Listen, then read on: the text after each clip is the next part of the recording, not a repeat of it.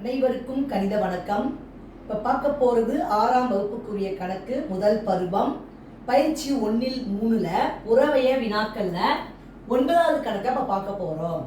24 வகுத்தல் bracket open பண்ணி 8 minus 3 into 2 இதனுடைய மதிப்பு காண்க அப்படின்னு சொல்லி கணக்கு கொடுக்கப்பட்டிருக்கு.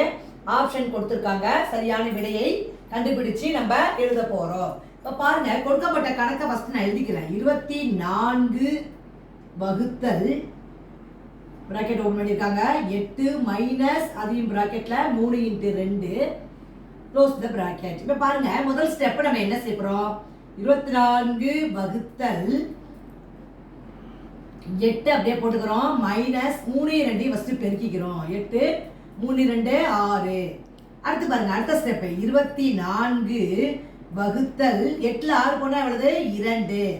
அடுத்த ஸ்டெப் என்ன செய்வோம்? 24 2ஆல வகுக்கிறோம். வகுத்தால் வரக்கூடிய விடை 12. அப்ப ஆன்சர் இந்த கணக்குக்கு 12. என்ன விடை கண்டுபிடிச்சிருக்கோம்? 12. இதுவுமே நம்ம பிக்பஸ் விதியை பயன்படுத்தி பிராக்கெட்ல இருக்கிறதெல்லாம் முடிச்சுக்கிட்டு அப்புறம் கடைசியா வகுத்து ஆன்சரை 12ன்னு போட்டு காமிச்சிருக்கிறேன். புரிஞ்சுங்களா?